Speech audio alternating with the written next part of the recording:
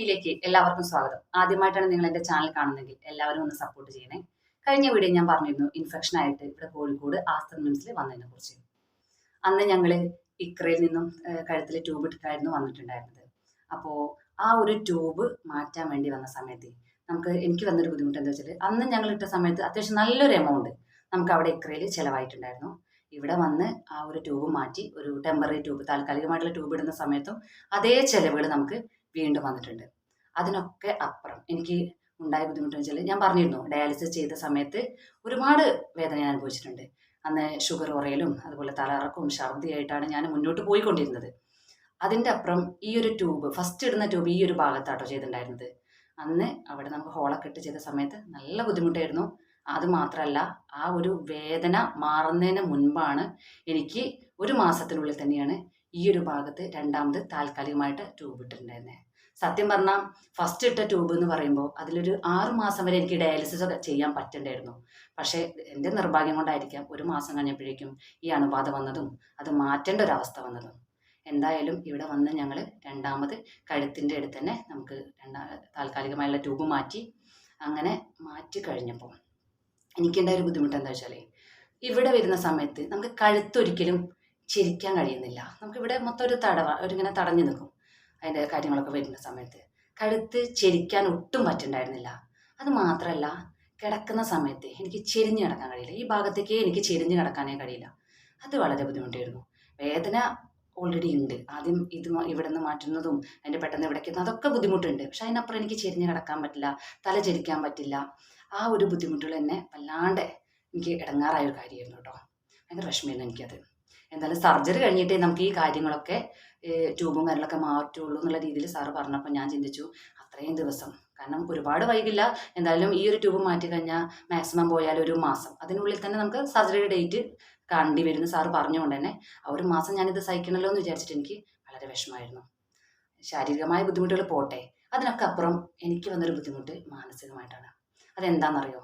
ഞാൻ ഈ ഒരു അസുഖം അറിഞ്ഞപ്പോഴേ ആദ്യം ചിന്തിച്ച കാര്യം, എനിക്ക് ഈ അസുഖം വന്നു, പക്ഷേ ഒരിക്കലും ഈ ഒരു അസുഖത്തിൻ്റെ പേരിൽ എനിക്ക് ഒറ്റയ്ക്കൊന്നും ചെയ്യാൻ കഴിയില്ല. എപ്പോഴും എനിക്ക് മറ്റുള്ളവരെ ആശ്രയിച്ചുകൊണ്ടേ ഇരിക്കണം. ഇപ്പം ഞാൻ നോക്കുന്ന സമയത്ത് എൻ്റെ ഹസ്ബൻഡ്, എൻ്റെ അമ്മ, അന്ന് തൊട്ട് ഇന്ന് വരെ അവരെൻ്റെ കൂടെയുണ്ട്. അവർ മാത്രമല്ല, എല്ലാവരും ഉണ്ട്. പക്ഷെ എന്നെ വിട്ടു നിൽക്കാത്ത 2 പേരാണ് അവർ. കാരണം എന്താ വെച്ചാൽ, ഹോസ്പിറ്റലിലെ എല്ലാ കാര്യങ്ങളും, ഇപ്പോൾ ഞാൻ പറഞ്ഞു നമുക്കൊരു അവയവം മാറ്റിയിരിക്കുന്ന സമയത്ത് ഒരുപാട് നമുക്ക് പേപ്പർ വർക്കുകൾ, കാര്യങ്ങൾ എല്ലാം ഉണ്ട്. എനിക്ക് അച്ഛനില്ല, അതുപോലെ ആങ്ങളമാരൊന്നുമില്ല. അപ്പോൾ കൂടെ നമുക്ക് കൂട്ടും കുടുംബം എല്ലാവരും ഉണ്ട്. പക്ഷെ അതിനായിട്ട് നമുക്കൊരാളെപ്പോഴും മാറി നിൽക്കാന്ന് പറഞ്ഞാൽ എല്ലാവരും സംബന്ധിച്ച് അത് ബുദ്ധിമുട്ടാണ്.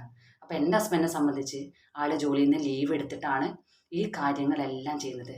എനിക്കതിനെക്കുറിച്ച് ഒന്നും അറിയണ്ട, പുള്ളിക്കാരൻ അതെല്ലാ കാര്യങ്ങളും ഭംഗിയായിട്ട് ചെയ്യുന്നുണ്ട്. അതിൻ്റെ ഒപ്പം എൻ്റെ അമ്മയും ജോലിക്ക് പോയിട്ടുണ്ടായിരുന്നു, ഞാൻ പറഞ്ഞല്ലോ. അപ്പോൾ പിന്നെ അമ്മയുടെ കാര്യങ്ങൾ, ഡോണറായി വരുന്ന കാര്യങ്ങളൊക്കെ ഞാൻ പറഞ്ഞു. പക്ഷെ അമ്മയുടെ സർജറി വരെ അമ്മയാണ് എല്ലാ കാര്യങ്ങളും നോക്കിയിട്ടുണ്ടായിരുന്നത്. അമ്മ എപ്പോഴും എൻ്റെ കൂടെ നിൽക്കും. എൻ്റെ കൂടെ നിൽക്കുക അല്ലെങ്കിൽ എന്നെ നോക്കുക എന്നൊക്കെ പറയുമ്പോൾ നമ്മൾ വിചാരിക്കും എന്തിനാ അതിന് മാത്രം നോക്കാൻ എന്താന്ന്. പക്ഷെ എന്താണെന്ന് വെച്ചാൽ, എനിക്കത് നല്ലതായിട്ട് ശ്വാസം മുട്ടലുണ്ടായിരുന്നു കേട്ടോ. ഈ സർജറി കഴിഞ്ഞ് ഇപ്പോൾ ഈ ഒരു നിമിഷത്തിലാണ് എനിക്ക് ആ ഒരു കാര്യങ്ങളൊക്കെ മാറ്റം വന്നിട്ടുണ്ടായിരുന്നത്. നന്നായിട്ട് ശ്വാസം മുട്ടും. എനിക്ക് ഉറക്കെ സംസാരിക്കാനോ അല്ലെങ്കിൽ കുറച്ച് ടൈം, ഒരു 5 മിനിറ്റിന് അപ്പുറം എനിക്ക് സംസാരിച്ച് കഴിഞ്ഞാൽ ഇവിടെ മൊത്തം എനിക്ക് ശ്വാസം തിങ്ങിയിട്ട് എനിക്ക് ആകെ ഒരു കിതപ്പ് വരും. അപ്പോൾ അതുകൊണ്ട് തന്നെ അമ്മ എന്നെ വിട്ടു പോവാതെ എൻ്റെ കൂടെ ഉണ്ടായിരുന്നു. അപ്പോൾ ഞാൻ ചിന്തിച്ചൊരു കാര്യം എന്താ അറിയോ? ഞാനൊരു രോഗിയായപ്പോൾ ദൈവമേ എനിക്ക് എപ്പോഴും ഇങ്ങനെ ആശ്രയിച്ചു കൊണ്ടേയിരിക്കണം. പിന്നെ അത് മാത്രമല്ല, എനിക്ക് ജോലിക്ക് പോകാൻ പറ്റില്ല. എനിക്ക് എല്ലാ കാര്യത്തിനും ഇവരെങ്ങനെ ആശ്രയിച്ചിരിക്കാറുമ്പോൾ അന്ന് എന്താ പറയുക, വളരെ വിഷമം തോന്നി. അന്നല്ല, എന്നും എനിക്ക് വിഷമം തോന്നുന്ന കാര്യമാണ്. എപ്പോഴും ഞാൻ എല്ലാവർക്കും ഒരു ബാധ്യതയായോ, എന്നെ കൊണ്ട് അവർ ബുദ്ധിമുട്ടിയോ, ആ ഒരു തോന്നലൊക്കെ ആയിരുന്നു കേട്ടോ എനിക്ക് വന്നിട്ടുണ്ടായിരുന്നത്. ഇപ്പോഴും ശരിയാണ്, പറഞ്ഞതിൽ എനിക്ക് വലിയ മാറ്റമൊന്നും ഇപ്പോഴും തോന്നുന്നില്ല. ഇപ്പോഴും ഞാൻ എൻ്റെ മനസ്സിൽ പറയുന്ന കാര്യമാണ് ഞാൻ ഇവർക്ക് ബാധ്യതയായെന്നുള്ളത്. പക്ഷേ ഒരിക്കലും ഹസ്ബൻഡായാലും അമ്മയായാലും കൂട്ടായാലും കുടുംബമായാലും ആരും എന്നോട് ആ രീതിയിൽ പെരുമാറിയിട്ടില്ല. അത് ഒരു പക്ഷേ എൻ്റെ തോന്നലായിരിക്കും. ഞാനിപ്പോൾ ഈ ഒരു റൂമിൽ മാത്രം ഇങ്ങനെ ഒതുങ്ങിക്കൂടുമ്പോൾ അല്ലെങ്കിൽ ആളുകളായിട്ടൊന്നും സംസാരിക്കാതിരിക്കുമ്പോൾ ആരും കാണുന്നില്ലല്ലോ. ഞാനിപ്പോൾ അതുകൊണ്ടാണ് ഈ ചാനൽ തുടങ്ങാൻ തന്നെ കാരണം. ആരും കാണുന്നില്ല, ആരോടും സംസാരിക്കുന്നില്ല. അപ്പം പിന്നെ ഓവറായിട്ട് ഞാൻ ചിന്തിക്കുകയാണ്, എനിക്ക് ഇനി മുന്നോട്ട് പോകുമ്പോൾ എപ്പോഴും ഇങ്ങനെയൊക്കെ വേണ്ടി വരുമെന്നുള്ളത്. പിന്നെ അത് നോക്കിയിട്ട് നമുക്ക് എന്താ വെച്ചാൽ ഒരു അസുഖം വന്നു. പക്ഷെ എന്തായാലും ദൈവം എൻ്റെ കൂടെ നിന്ന്, എല്ലാവരും, ദൈവം മാത്രമല്ല എല്ലാ ആളുകളും എനിക്ക് വേണ്ടി പ്രാർത്ഥിച്ച് സഹായിച്ച് എൻ്റെ കൂടെ നിന്നുകൊണ്ട് പക്ഷേ ഞാനിപ്പോൾ നിങ്ങളുടെ മുന്നിൽ ഇരിക്കുന്നുണ്ട്. അതിന് ഞാൻ നന്ദി പറയാണ് കേട്ടോ. അതോടൊപ്പം തന്നെ ആ ഒരു ട്യൂബ് മാറ്റിയിട്ട് ഞങ്ങൾ ആദ്യം ചെയ്തത് ഇവിടെ ഹോസ്പിറ്റലിൻ്റെ അടുത്ത് ഒരു റൂം എടുത്തു. ആ റൂം എടുത്ത സമയത്ത് അവിടെ നമുക്ക് ആ റൂമിൽ നമുക്ക് കിടക്കാനുള്ള ഒരു ഇതേ ഉള്ളൂ, ചെറിയ റൂമാണ്. ഭക്ഷണം കാര്യങ്ങളൊക്കെ പുറത്തുനിന്ന് വേണം. അതിൻ്റെ ഒപ്പം തന്നെ നമുക്ക് ഈ കാര്യങ്ങൾ, അതായത് നല്ലൊരു വീടിനെ കുറിച്ച് ഞങ്ങൾ അന്വേഷിക്കാൻ തുടങ്ങിയിട്ടുണ്ടായിരുന്നു. 2-3 ദിവസം ആ ഒരു റൂമിൽ നിന്ന് ഞങ്ങൾ ബാക്കിയുള്ള കാര്യങ്ങൾ, അതായത് നല്ലൊരു വീടിനെ കുറിച്ച് അന്വേഷിക്കാൻ തുടങ്ങി. ഹസ്ബൻഡ് പിന്നെ അതിനുള്ളൊരു നെട്ടോട്ടായിരുന്നു. അത് എന്താ വെച്ചാൽ, ഒന്നാമത് ഹോസ്പിറ്റലിൻ്റെ അടുത്ത് തന്നെ നമുക്ക് വീട് വേണം. അതിന് വിട്ടുപോകാൻ കഴിയില്ല. കാരണം സർജറി കഴിഞ്ഞാൽ നമ്മൾ ആ വീട്ടിലേക്കാണ് വരുന്നത്. ആ വീട് നല്ല വൃത്തിയുള്ളൊരു വീടാവണം. ഇൻഫെക്ഷൻ വരാൻ പാടില്ലല്ലോ. നമ്മൾ ആളുകളായിട്ട് ഇപ്പം ഞാൻ ഇവിടെ ഇരിക്കുന്നത് ഈ ഒരു റൂമിലാണ്. ഇപ്പം എൻ്റെ ഒരു ലോകം എന്ന് പറഞ്ഞാൽ സർജറി കഴിഞ്ഞിട്ട് ഇപ്പോൾ 1 മാസം കഴിഞ്ഞിട്ടുള്ളൂ. ഈ റൂം, പിന്നെ എനിക്കുള്ള ഭക്ഷണം കാര്യങ്ങൾ, എൻ്റെ ടാബ്ലറ്റ്സ് ഒക്കെ ആയിട്ട് ഒരു ടേബിള്, ഇതിൻ്റെ അപ്പുറം ഞാൻ ഇറങ്ങുന്നില്ല. അപ്പോൾ ആ ഒരു ഇത് നോക്കുന്ന സമയത്ത് വൃത്തിയുള്ള നല്ലൊരു വീടാവണം.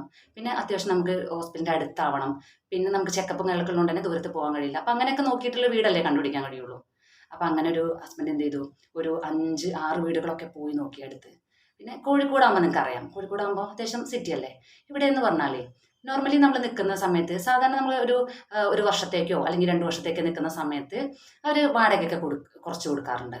പക്ഷേ ഇതുപോലെയുള്ള രോഗികൾ, ഇപ്പം ഈ മിംസ് ഹോസ്പിറ്റലിൻ്റെ തൊട്ടടുത്തുള്ള ഫ്ലാറ്റുകൾ, വീടുകളൊക്കെ ഉണ്ട്. പക്ഷേ ഇവിടെ കൂടുതൽ പേരും, ഇപ്പം ഞാൻ നിൽക്കുന്ന ഈ വീടിൻ്റെ തൊട്ട് മുൻപിലൊക്കെ ഞങ്ങൾക്ക് ഇതുപോലെ തന്നെ എൻ്റെ അതേ സെയിം കിഡ്നി മാറ്റി വെച്ച ഒരു പേഷ്യൻ്റ് അവരായിരുന്നു. അതുപോലെ തൊട്ടടുത്ത് പിന്നെ 1-2 പേരൊക്കെ അല്ലാതെ വാടകയ്ക്കുണ്ട്. പക്ഷെ കൂടുതൽ പേരും രോഗികളായിരുന്നു. അതും പല ജില്ലകളിലുള്ള ആളുകൾ. ഇപ്പോൾ എൻ്റെ കൂടെ പിന്നെ ഇതുപോലെ മാറ്റി വെച്ചത് ഒരു പയ്യൻ, അവർ തിരുവനന്തപുരമാണ്. അവരിവിടെ 2 വീട് അപ്പുറം നിൽക്കുന്നത് കേട്ടോ. അങ്ങനെ എല്ലാവരും കൂടുതൽ പേരും രോഗികളാണ്. അപ്പോൾ ഇവിടക്കാർക്ക് അറിയാം, ഇങ്ങനെ രോഗികൾ വന്ന് 2-3 മാസം നിൽക്കുന്ന സമയത്ത് അത് അവർ നല്ല രീതിയിൽ ആ വാടക ഈടാക്കും. ഇപ്പം ഞങ്ങൾ നിൽക്കുന്ന ഈ ഒരു ചെറിയ വീടാണെങ്കിൽ കൂടി അത്യാവശ്യം നല്ല വാടകയുണ്ട്. വാടക മാത്രമല്ല കേട്ടോ, നമ്മുടെ വെള്ളവും കാര്യങ്ങളും കറണ്ട് ബില്ലും ഇതൊക്കെ നമുക്ക് പുറത്ത്, നമ്മളെ ഭക്ഷണം കാലം അതൊക്കെ പുറത്ത്. അപ്പം ഞാൻ പറഞ്ഞു വരുന്നത് എന്താ വെച്ചാൽ, ഇതുപോലെ തന്നെ ഉള്ള അസുഖങ്ങൾ, അവയവങ്ങളൊക്കെ മാറ്റി വെക്കുന്ന ഒരു വ്യക്തിയെ സംബന്ധിച്ച്, ഇപ്പം എന്നെ സംബന്ധിച്ച്, ഇപ്പം ഞങ്ങൾ കരുതുന്ന പോലെ തന്നെയാണല്ലോ ഇതുപോലെ മാറ്റി വെക്കുന്ന എല്ലാവരും കരുതേണ്ടത്. എപ്പോഴും നമ്മളെ കയ്യിൽ പൈസ കരുതണം. കാരണം എന്താണ് എപ്പോഴാണ് നമുക്ക് എന്താ വരിക എന്ന് പറയാൻ പറ്റില്ല. ഒന്ന്. രണ്ടാമതെന്ന് പറഞ്ഞാൽ, നമുക്ക് പിന്നെ എപ്പോഴും ഇപ്പോൾ ഹോസ്പിറ്റലായിട്ട് ബന്ധപ്പെടണമെങ്കിൽ നമുക്ക് അധികം ദൂരം പോവാതെ, പിന്നെ അണുബാധ വരാതെ, ഇങ്ങനെ ഒരുപാട് കാര്യങ്ങൾ നമ്മൾ ശ്രദ്ധിക്കേണ്ടതുണ്ട്. ഓക്കെ, അപ്പോൾ ആ കാര്യങ്ങളൊക്കെ ആയിട്ട് ഞാൻ പിന്നത്തെ വീഡിയോ പറയുന്നുണ്ട്. എനിക്ക് വന്നതിനെ കുറിച്ചും കാര്യങ്ങളൊക്കെ ഞാൻ പിന്നെ പറയുന്നുണ്ട്. ഇനിയിപ്പോൾ ഞങ്ങൾ ആ വീട്ടിലേക്ക് മാറാനുള്ളൊരു തീരുമാനം എടുത്തതാണ്. അങ്ങനെ അവിടുത്തെ കാര്യങ്ങളുമായിട്ട് ഞാൻ അടുത്ത വീഡിയോയിൽ വരുന്നുണ്ട്. അതുവരേക്കും